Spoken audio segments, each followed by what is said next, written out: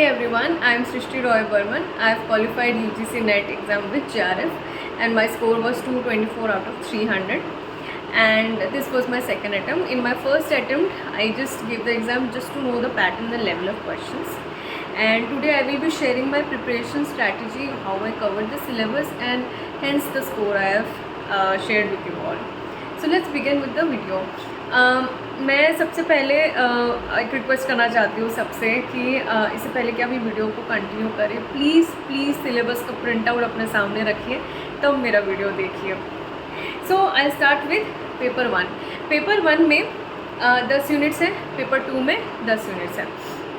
वो पेपर 1 में जो 10 यूनिट्स है उसमें क्या क्या है: teaching aptitude, research aptitude, comprehension, communication, maths, logical reasoning, data interpretation, ICT, people development and higher education. Right, तो 10 यूनिट्स हैं और 10 ऐसे यूनिट्स हैं जो हम लोग शायद कॉलेज में नहीं पढ़े हैं. तो हमें पेपर 1 के लिए ज़्यादा घबराहट होती है, ज़्यादा डर लगता है, वो काफ़ी नेचुरल सी बात है. तो मुझे भी लगा था. तो यहाँ पे मैंने अपना ये स्ट्रैटेजी अप्लाई किया. मैंने डिवाइड एंड कॉन्कर का रूल अप्लाई किया.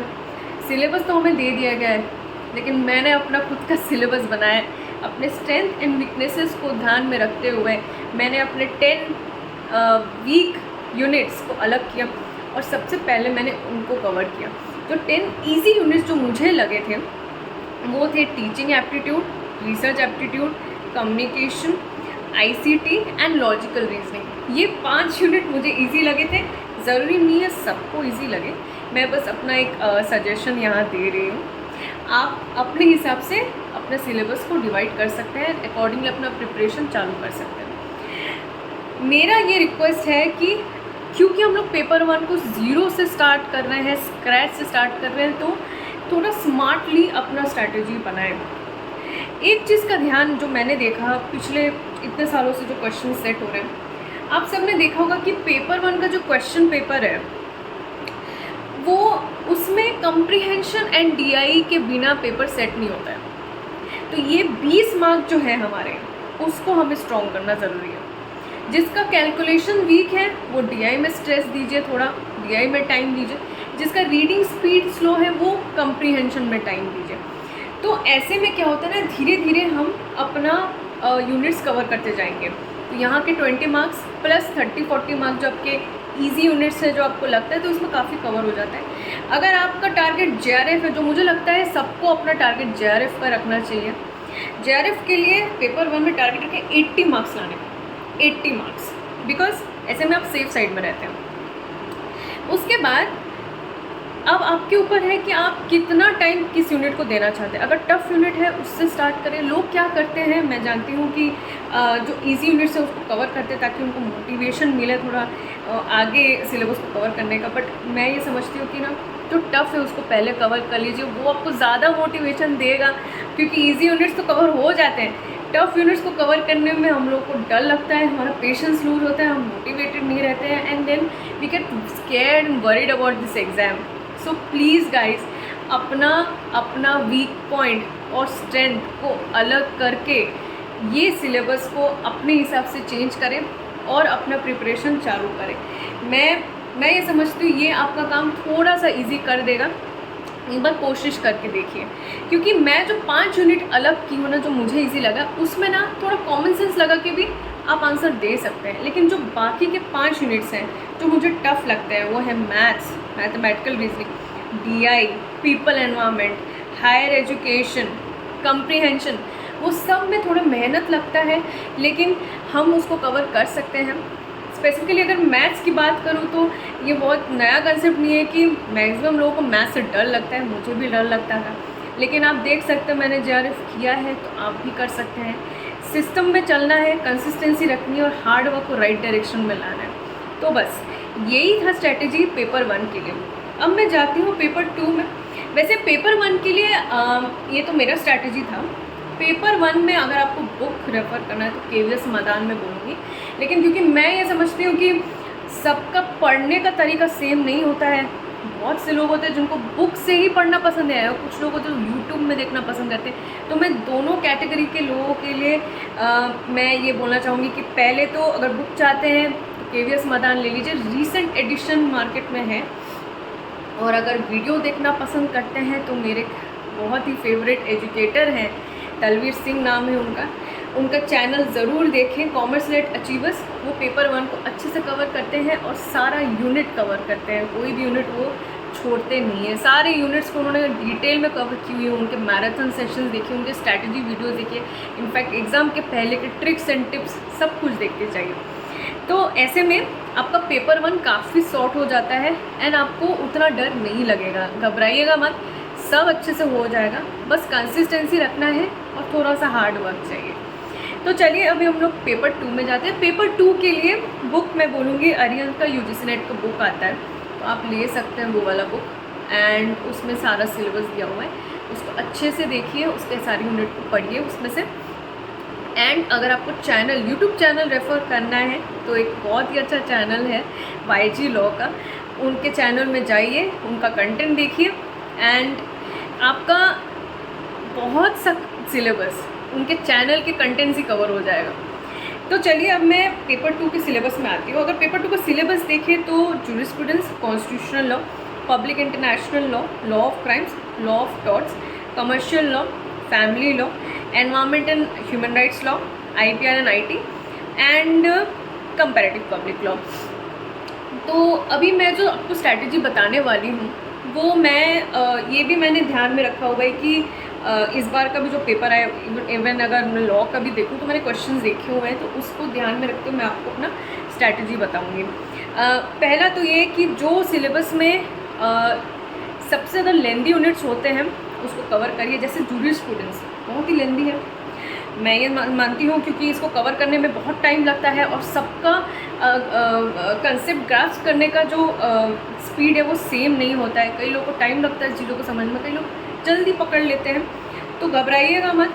जूरिस्प्रूडेंस में मैं आपको एक चीज़ बताती हूँ, स्कूल्स ऑफ जूरिस्प्रूडेंस करके जाइए, उसमें से क्वेश्चन आएगा ही, गारंटी है, 100% श्योर हूँ मैं, उसमें से क्वेश्चन आएगा। कौन सा जूरिस कौन से स्कूल ऑफ जूरिस्प्रूडेंस में है, कौन सा जूरिस कौन से स्कूल में नहीं है, उन्होंने क्या कोड दिया है, उन्होंने क्या बुक लिखा है, उन्होंने क्या डेफिनेशन दिया है, ये सब बस आप कवर कर लीजिए अच्छे से, तो आपका मेजॉरिटी जूरिस्प्रूडेंस कवर हो जाएगा। एंड ट्रस्ट मी, जब आप कवर कर लेंगे ना, आपको ऑफकोर्स याद रखना होगा क्योंकि टफ है याद रखना, तो थोड़ा सा सिस्टम में आपको चलना पड़ेगा, थोड़ा सा रोज़ आपको रीड करना पड़ेगा, रिवाइज़ करना पड़ेगा, बट अब JRF चाहिए तो इतना तो करना ही पड़ेगा।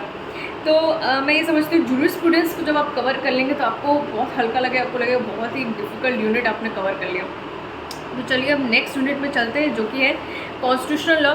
अब कॉन्स्टिट्यूशनल लॉ में सबसे ज़्यादा इम्पॉर्टेंट क्या है, कॉन्स्टिट्यूशन का बेयर एक्ट, आर्टिकल्स, उनके ऑर्डर, सारे लैंडमार्क जजमेंट्स, वो सब आप कवर करके जाइए, बिकॉज क्रोनोलॉजी आ रहा है, क्रोनोलॉजी पूछा जा रहा है, all to new you know everything is chronology based question. मैंने इस बार के क्वेश्चन पेपर देखे हैं, 3 सब्जेक्ट्स में मैंने ज़्यादातर देखा है, criminal law, constitutional law and contract act. ये तीनों में से literally old to new, new to old, ascending descending order में जजमेंट्स, सेक्शंस, चैप्टर्स पूछे जा रहे हैं, तो उसमें अच्छे से आप करिए, उसमें स्ट्रेस दीजिए अच्छे से, उसमें कंसेप्ट को दिमाग में रखते हुए, ऑर्डर को दिमाग में रखते हुए पढ़िए कि वैसे ही क्वेश्चन आ रहे हैं। नेक्स्ट है law of torts. Law of torts तो बहुत ही डिफाइंड सिलेबस है उसका, सभी कवर कर लीजिए, बट उसका जो लास्ट पोर्शन है टॉर्ट्स का, वो बहुत ही लोग मतलब उसको बहुत ही कॉम्प्लिकेटेड समझते तो छोड़ देते हैं, बट मैं ये समझती हूँ मत छोड़िए। कोई भी कॉम्पिटिटिव एग्ज़ाम का जो सिलेबस होता है ना, वो एक तरह का रोड मैप होता है। ज़रूरी नहीं है कि आप सिलेबस कवर किए तो आपको बहुत अच्छे मार्क्स आएंगे, ये भी मत एज्यूम करिएगा, बट सिलेबस जब कवर कर लेते हैं तो अंदर से एक शांति मिलती है, हमें एक सेटिस्फैक्शन मिलता है कि हाँ हमने इतना कवर कर लिया, हमने सिलेबस तो कवर कर ही लिया। थोड़ा बहुत आउट ऑफ बॉक्स क्वेश्चन आएगा, थोड़ा एजुकेटेड गेस मारेंगे लेकिन सही आंसर करके आएंगे, इतना विश्वास अपने हार्ड वर्क में ज़रूर रखिए। उसके बाद अगर हम लोग टॉर्ट्स में बात करें तो consumer protection act, motor vehicle act और कॉम्पिटिशन एक्ट की बात करें तो बहुत ही रैंडम से क्वेश्चंस आते हैं, बट आते हैं, लेकिन उसको इग्नोर मत करिए। बहुत ही छोटे छोटे बेयर एक्ट से रीडिंग मारिए और हर एक सेक्शन को अच्छे से रीड करें, definition, clause, authorities, powers, functions, ये सब लिखते जाइए। पक्का 1-2 क्वेश्चन आपका हो जाएगा उसमें से। उसके बाद हम लोग आते हैं कमर्शियल लॉ में। अब कॉन्ट्रैक्ट एक्ट से क्वेश्चंस तो आना ही है, कॉन्ट्रैक्ट एक्ट को तो अच्छे से करना ही है, बट साइड बाय साइड थोड़ा सा एक्स्ट्रा मार्क्स के लिए हमेशा कोशिश ये रखिए कि आप थोड़ा सा एक्स्ट्रा एफर्ट कहाँ दे सकते हैं। अगर ये सब क्योंकि उसमें क्या होता है ना, आपको एक एज मिलता है बाकी स्टूडेंट से। अगर किसी ने ये सब यूनिट्स छोड़ दिया होगा ना, उसका शायद कुछ मार्क्स JRF रह जाएगा, लेकिन आपको यही 1-2 मार्क आपको JRF दिला देगा। तो इसीलिए ये सब यूनिट्स को भी आप इग्नोर मत करिए, अच्छे से सारा यूनिट करके जाएँ। सेल्स ऑफ गुड्स एक्ट करें, पार्टनरशिप एक्ट करें, नेगोशिएबल इंस्ट्रूमेंट्स एक्ट करके जाएँ। कंसेप्ट को क्लियर रखिए। कई बार डायरेक्ट सेक्शन से क्वेश्चन आ जाता है एंड वो ईजी होता है स्कोर करना। उसके बाद हम लोग आते हैं कंपनी लॉ में। मैं ये समझती हूँ कंपनी लॉ सही में बहुत टफ लगता है, मुझे खुद लगता था, तो मैंने सिर्फ कंसेप्ट कवर किया था। आपको अगर लगता है आपसे कंसेप्ट कवर हो सकता है तो आप कवर कर लीजिए, वरना फिर आप उसको अपने हिसाब से, अगर आपको बेस अगर आपको लगता है उतना स्ट्रॉन्ग नहीं है तो सिर्फ कुछ कंसेप्ट करके जाए, कुछ लैंडमार्क जजमेंट्स देख लीजिए, उतना आपका इनफ होगा कंपनी लॉ के लिए। उसके बाद हम लोग आते हैं फैमिली लॉ में। अब फैमिली लॉ में तो बहुत क्वेश्चंस देखने को मिलते हैं, चाहे वो सेक्शंस के हो, जजमेंट्स के हो। इनफैक्ट इस बार तो जजेस के नाम भी पूछे गए हैं कि जजमेंट में किसने कौन सा जजमेंट दिया, कौन सा पोर्शन दिया। तो ये सबको ध्यान में रखते हुए फैमिली लॉ में बैरक रीडिंग बहुत इंपॉर्टेंट है। हिंदू लॉ, मुस्लिम लॉ, पूरा बैरक आपको अच्छे से याद होना चाहिए, उसका ऑर्डर याद होना चाहिए, सेक्शंस याद होना चाहिए। आपको लग रहा होगा कि मैं कितना बोल रही हूँ, ये याद होना चाहिए, वो याद होना चाहिए, बट आप सोचिए अगर आप अच्छे से सिस्टम में काम करेंगे ना, सिस्टम में प्रिपरेशन करेंगे ना, तो आपको ये सब उतना टफ नहीं लगेगा। छोटे छोटे गोल्स बनाएं। मैं तो ये भी रिक्वेस्ट करूँगी कि आप सब अपना एक पर्सनल डायरी रखें, क्योंकि मैंने ऐसे किया था। उसमें आप लिटरली अपडेट्स दीजिए कि आज आपने कितना पोर्शन कवर किया, और कोशिश करिएगा कि एक दिन में पेपर 1 का 1 यूनिट, पेपर 2 का 1 यूनिट का कॉम्बिनेशन बना के चलिए, और दोनों में बैलेंस रहेगा। ऐसा नहीं है कि आप बहुत टाइम पेपर 2 में दे रहे क्योंकि लॉ ही मेरे को अच्छा लगता है, हम पेपर 1 तो कवर कर लेंगे जैसे तैसे, पास करना है, नहीं नेट ही तो निकालना है। नहीं, ऐसा बिल्कुल नहीं करिए। मैं तो बोलूँगी दोनों यूनिट को, दोनों पेपर को इक्वल इम्पोर्टेंस दीजिए, इक्वल वेटेज है दोनों का, और अच्छे से सिलेबस कवर कर लीजिए।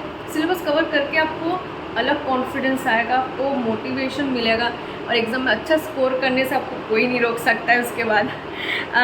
तो मैं आगे चलती हूँ। Environmental law and human rights, IPR and IT and comparative public law. अब ये जो लास्ट के 3 सब्जेक्ट्स यहाँ मेंशन हैं बहुत ही वेग है, तो मैंने यहाँ पे स्मार्टली पढ़ा था, मैंने सब कुछ कवर नहीं किया था। यहाँ पे जो सब कुछ कवर करने वाले यूनिट्स मैंने ऑलरेडी बता दिए। जूरिस्प्रूडेंस पूरा कवर करके जाइए, कॉन्स्टिट्यूशनल लॉ पूरा कवर करके जाइए, लॉ ऑफ क्राइम्स कवर करके जाए, लॉ ऑफ टॉर्ट्स कवर करके जाए, फैमिली लॉ, ये सब सब्जेक्ट्स को अच्छे से करना है। कोई भी पोर्शन को नहीं छोड़ना है, प्लीज़ मत छोड़िए, क्योंकि ये सब सब्जेक्ट्स में अगर आपकी पकड़ बन जाएगी तो आप समझ लीजिए लॉ पेपर अपने आप में आपके लिए ईजी हो जाएगा। उसके बाद जो लास्ट की 3 यूनिट्स हैं, एनवायरमेंटल लॉ के लिए मैं बोलूँगी उसके लैंडमार्क जजमेंट्स हैं, उनको पढ़ के जाइए, उनका क्रोनोलॉजी याद रखें, और कन्वेंशंस एंड थोड़े बहुत बैरक्स हैं। मैं बोलूँगी एनवायरमेंटल प्रोटेक्शन एक्ट जो है वो, और नेशनल ग्रीन ट्रिब्यूनल एक्ट वो 2010, ये दोनों एक्ट्स को आप अच्छे से कर सकते हैं, इनको करके जाइए। अब ह्यूमन राइट्स एक ऐसा यूनिट है, वेग है, तो ह्यूमन राइट्स का protection of human rights act कर सकते हैं, जो इंडिया का लेजिस्लेशन है, अपना डोमेस्टिक लेजिस्लेशन है, उसी को कवर कर लीजिए अच्छे से। क्या पता उसी से 2-3 क्वेश्चन आ जाए, एंड अथॉरिटी से क्वेश्चंस आने के चांसेस बहुत बढ़ जाते हैं, तो ये कवर कर सकते हैं। उसके बाद मैं आती हूँ last unit, comparative public law. ना comparative public law last unit है, लेकिन बहुत ह्यूज है। अगर आप उसके डेप्थ में जाने लेंगे तो शायद कवर भी नहीं कर पाएंगे। तो मैं ये समझती हूँ उसमें से सिर्फ और सिर्फ कुछ कंसेप्ट्स हैं जो मुझे लगता है इम्पॉर्टेंट, आप वो कर सकते हैं। पहले सिस्टम ऑफ गवर्नेंस कर लीजिए, सारे कंट्रीज़ का करना मुश्किल है, तो इंडिया, USA एंड UK का ही देख लीजिए, ठीक है। उसके बाद ये देख लीजिए सेपरेशन ऑफ पावर्स, कौन से देश में क्या है, कितना है, एंड उसके बाद रूल ऑफ लॉ देख लीजिए, इंडिपेंडेंट जुडिशरी है कि नहीं, ओम्बुड्समैन का कंसेप्ट है कि नहीं, वो सब देख लीजिए। तो फिर आपका मेजर कंपैरेटिव पब्लिक लॉ का सिलेबस कवर हो जाएगा, बिकॉज ये जो 4 कंसेप्ट है ना, separation of power, rule of law, independence of judiciary, ombudsman, ये सब कहीं ना कहीं हमारा एडमिन लॉ में भी पढ़ते हैं, तो हमारे लिए थोड़ा आसान हो जाता है कनेक्ट करके पढ़ना। तो ऐसे में आपका सारा 10 यूनिट पेपर 2 का कवर हो जाएगा। एंड इसी के साथ मैं अपना स्ट्रैटेजी वीडियो सम अप कर रही हूँ कि आपको कवर कैसे करना है सिलेबस को। एंड कोशिश करिएगा कि जब भी एक हफ्ता आप जो भी एक यूनिट कवर कर रहे हैं उसका ट्रैक रखिए और वीकेंड में रिवाइज ज़रूर करिए, बिकॉज जितना हम अपने माइंड में रिटेन करेंगे उतना हमें एग्ज़ाम में हेल्प होगी, एग्ज़ाम में कॉन्फिडेंस आएगा। और प्लीज़ पूरा सिलेबस कवर करिए। ये जो होता है ना कंसेप्ट कि हाँ मेन 6-7 सब्जेक्ट तो कर लिए हैं और उसमें सिर्फ मेजर क्वेश्चंस आने हैं तो बाकी करके क्या मतलब, ये एटीट्यूड मत रखिए, क्योंकि आपको बाद में रिग्रेट होगा कि कुछ मार्क्स के लिए आपका JRF अटक गया और फिर आपको अटेम्प्ट देना पड़ेगा। सो गिव योर बेस्ट, अपना 100% दीजिए, मोटिवेटेड रहिए और पेशेंस रखिए, कॉन्फिडेंट रहिए। और कहने के लिए तो सिलेबस को कवर करने में ही बहुत टाइम चला जाता है, तो कई बार इन द प्रोसेस हमको लगता है कि पता नहीं हम सही डायरेक्शन में है कि नहीं। लेकिन अगर आप छोटे छोटे गोल्स अचीव करेंगे रोज़, तो आप डेली मोटिवेटेड रहेंगे, डेली आपको कॉन्फिडेंस आएगा, आपको लगेगा कि हाँ मेरा पेशेंस का लेवल भी बढ़ रहा है और मेरा हार्ड वर्क भी सही जगह में जा रहा है। मैं ये समझती हूँ हम सबकी कैपेसिटी भी डिफरेंट है, तो मेरा जो स्ट्रैटेजी था इस वीडियो में वो आप सब पूरा एप्लीकेबल होगा कि नहीं मैं गारंटी नहीं दे सकती, लेकिन मैं इतना जानती हूँ कि ये आपको सिलेबस कवर करने में आसानी होगी। एंड धीरे धीरे आपको कॉन्फिडेंस आएगा, आप सिलेबस से नहीं डरेंगे और एग्ज़ाम के एक दिन पहले आपको लगेगा कि हाँ फाइनली सारा सिलेबस हमने कवर कर लिया है। एंड एग्ज़ाम के एक दिन पहले घबराना नहीं है, मोटिवेटेड रहिएगा और ख़ुद के हार्ड वर्क में विश्वास रखिए, सब होगा, सबसे JRF होगा। अच्छे से मेहनत करेंगे तो कोई भी आपको अच्छा स्कोर लाने से नहीं रोक सकता है। इसके साथ मैं अपना वीडियो को यहीं पे एंड करती हूँ। So all the best to everyone who is appearing for this exam, which I think it will be conducted in June, and wish you all very best, and all of you are capable and you will be able to crack JRF too. Thank you.